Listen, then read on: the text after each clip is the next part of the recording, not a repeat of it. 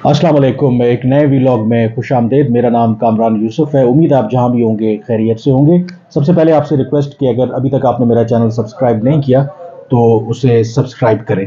गुज़श्ता 10 दिनों में मशरक़ वस्ता में 3 ऐसे बड़े वाक़यात हुए हैं जिसके बाद इस ख़दशे का इज़हार किया जा रहा है कि 7 अक्टूबर को इजरायली हमले के बाद हमास के इजरायली हमले के बाद जो तनाज़ा शुरू हुआ था वो खित्ते के जो बाकी ममालिक हैं उनको भी अपनी लपेट में ले सकता है। सबसे पहले उन 3 वाक़यात का ज़िक्र करते हैं और उसकी क्या इम्प्लिकेशंस हो सकती हैं खित्ते के ऊपर। 25 दिसंबर को जो पहला वाक़या हुआ कि शाम के अंदर ईरान के जो एक अहम जनरल हैं, इजराइल ने उनको एक ड्रोन हमले में मारा। फिर उसके बाद 2 जनवरी को लेबनान बैरूत में इजराइल ने ये खदशा है कि एक और ड्रोन हमला किया जिसमें हमास के डिप्टी पॉलिटिकल लीडर और जो अस्करी विंग है हमास का, कासिम ब्रिगेड, उनके जो लीडर हैं उनको एक ड्रोन हमले में कत्ल कर दिया। और उस हमले में 5 मजीद लोग भी जहाँ भाग हुए जिसमें 2 अहम जो कमांडर थे हमास के वो भी शामिल हैं। फिर कल ईरान में दहशतगर्दी का एक बड़ा वाक़या हुआ। ट्विन बॉम्ब ब्लास्ट हुए हैं जिसके नतीजे में 84 अफराद जो हैं वो जहाँ भाग हुए हैं। अब जो ईरान के अंदर जो 2 धमाके हुए हैं ये उस वक्त हुए जब वहाँ के हज़ारों की तादाद में लोग जो ईरान के एक सीनियर जनरल कासिम सुलेमानी उनकी बरसी की तकरीबात में शिरकत कर रहे थे। आज से 4 साल पहले जनरल कासिम सुलेमानी को उस वक्त के अमरीकी सदर डोनाल्ड ट्रंप के हुक्म पर असैसिनेट किया गया था इराक में। और जो ईरान के सुप्रीम लीडर हैं खमनाई, उनके बाद ये समझा जाता था कि जनरल कासिम सुलेमानी जो हैं वो ईरान की सबसे ज़्यादा ताकतवर शख्सियत हैं। अब जो ईरान के अंदर जो 2 धमाके हुए हैं उसकी ज़िम्मेदारी अभी तक किसी ग्रुप ने कबूल नहीं की। आम तौर पर इस तरह के जो हमले माजी में दाइश करती रही है, लेकिन दाइश जब हमले करती है तो उसकी ज़िम्मेदारी भी कबूल करती है। अब ईरान का ये कहना है कि इन हमलों के पीछे इसराइल मुलव्विस है, इसराइल की जो खुफिया एजेंसी मोसाद उसका ये हाथ है। जबकि अमेरिका और उनके जो बाकी इत्तेहादी हैं वो इस बात से इनकारी हैं। वो कहते हैं कि उनको कम से कम ऐसे शवाहिद नहीं मिले कि इस हमले के पीछे इसराइल मुलव्विस है। जबकि जो मगरबी इवन मीडिया है, ख़ास करके द गार्डियन के अंदर भी ये आर्टिकल छपा है जिसमें इस शुबे का इजहार किया गया है कि ईरान में ये होने वाले जो दहशतगर्दी के वाक़यात हैं इसके पीछे इसराइल हो सकता है। और इस वजह से क्योंकि ईरान तो कन्विंस्ड है कि ये हमले मोसाद ने करवाए हैं और इसराइल ने करवाए हैं। और इस एतबार से देखा जाए जो इस वक्त जो खित्ते के अंदर तनाज़ा है, जो 3 बड़े वाक़यात 10 दिनों के अंदर हुए, तो कहा यही जा रहा है कि ये ईरान के लिए एक बहुत बड़ा सेटबैक है। एक तरफ उनके सीनियर जनरल को शाम में मारना, फिर उसके अलावा हमास के डिप्टी लीडर की असैसिनेशन, फिर कल का जो वाक़या है ईरान के अंदर, ये तीनों वाक़यात बुनियादी तौर पर ईरान में ये समझा जा रहा है कि उनको निशाना बनाया गया है। क्योंकि हमें ये बात याद रखनी चाहिए कि ईरान उन ममालिक में शामिल है या उन चंद ममालिक में खित्ते के अंदर जो बड़े वोकल हैं और बड़ा कह सकते हैं कि एक स्ट्रॉन्ग व्यू इसराइल के हवाले से उन्होंने ले रखा है, ख़ास करके जो 7 अक्टूबर हमास ने इसराइल पर हमले किए थे। और ये भी कहा जाता है कि जो हमास है या फिर जो हिजबुल्लाह है लेबनान में, वो बड़ा क्लोजली ईरान के साथ काम करते हैं और ईरान की वो प्रॉक्सीज हैं और ईरान अपनी प्रॉक्सीज के ज़रिए इसराइल के लिए और जो उनके इत्तेहादी हैं उनके लिए मुश्किलात खड़ी कर रहा है। तो ये जो वाक़यात हैं अब इनकी इम्प्लिकेशन ये है कि मसलन इस खदशे का इजहार किया जा रहा है और ख़ुद जो ईरान के सदर हैं उन्होंने ये वाज़े किया है कि जो कल का ईरान में ये वाक़या पेश आया है, जो भी ताकतें इसमें मुलव्विस हैं उसकी उनको कीमत चुकाना होगी। और कंसर्न ये है कि क्या ईरान इसराइल के ख़िलाफ़ डायरेक्टली या थ्रू देयर प्रॉक्सीज कोई इसराइल के ख़िलाफ़ बड़ी कार्रवाई कर सकता है। दूसरा इसके अंदर ये पहलू है कि जो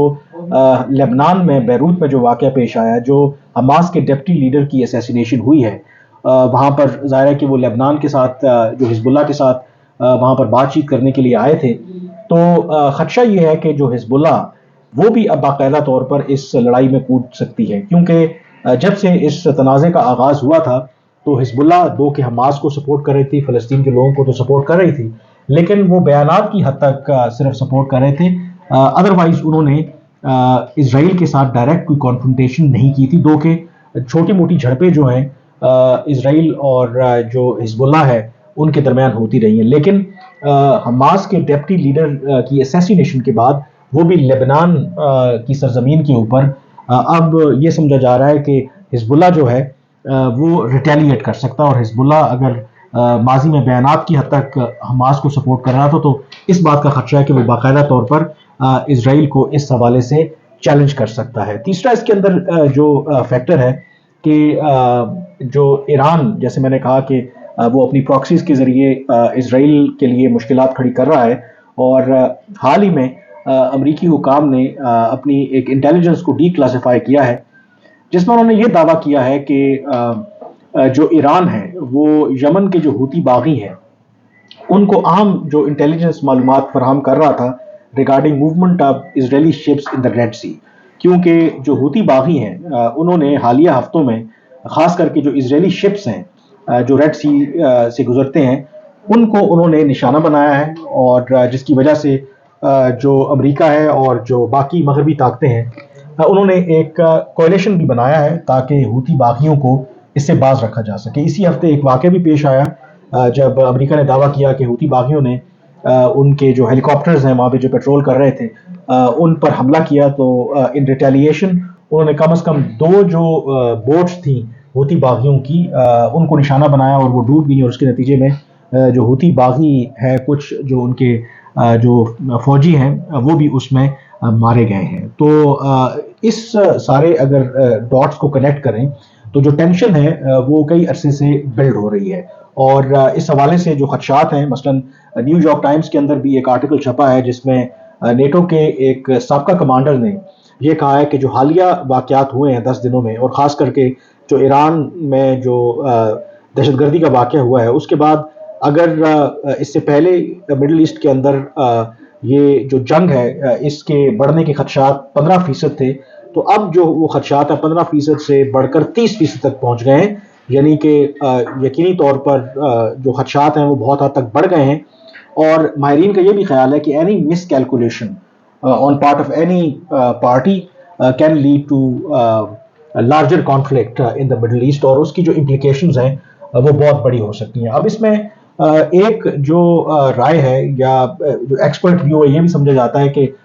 اسرائیل جو ہے وہ ایران کو پرووک کرنا چاہتا ہے، وہ جو جنگ ہے ان کی حماس کے ساتھ اس کا دائرہ بڑھانا چاہتا ہے. اور اس کی وجہ وہ یہ بتاتے ہیں کہ اسرائیل باوجود اس کے کہ انہوں نے جس طریقے سے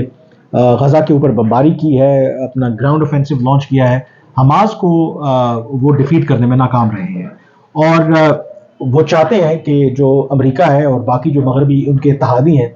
وہ اس تنازع میں شامل ہوں. امریکہ نے دو کہ ادروائز ان کو جو بھی سپورٹ وہ پرووائڈ کر رہے ہیں وہ تو کر ہی رہے ہیں، لیکن امریکہ ابھی تک براہ راست جو ہے اس تنازع میں